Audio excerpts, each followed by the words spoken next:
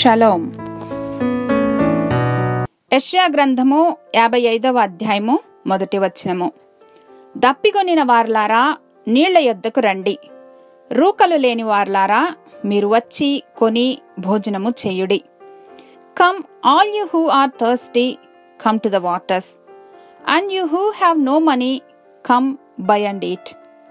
మనకెవరైనా ఏదైనా help offer చేశారనుకుందాం.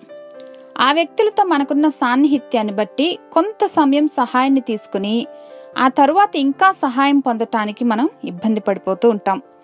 Help offer చేసిన వారికి ఏ విధమైనటువంటి ప్రాబ్లం లేకపోయినప్పటికీ ఎక్కువ సమయం పదే పదే రమ్మన్నారు కదా అని సహాయం కొరకు ఏం వెళ్తాంలే అని మొహమాట పడుతూ ఉంటాం.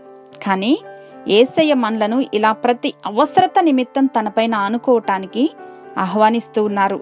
ఏమాత్రం మొహమాట పడకుండా మన ప్రతి అవసరము నిమిత్తము ఆయనను ఆశ్రయిద్దాం. He told us to come to him whenever we need to, and he means it. మనం ప్రతి అవసరం నిమిత్తం దేవుని పైన ఆనుకోవటం ఆయనకి ఎప్పుడూ కూడా భారం కాదు. Because he never gets tired of being our help. He is our very present help. హల్లెలూయా. ఈనాటి వాగ్దానము ద్వారా దేవుని ఆహ్వానాన్ని అర్థము చేసుకుని మన ఆత్మీయ ఆకలి దప్పులను దేవుని సన్నిధిలో తీర్చుకుందాం.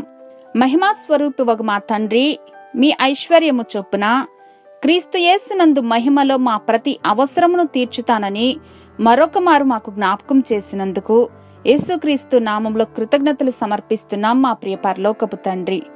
ఆమెన్.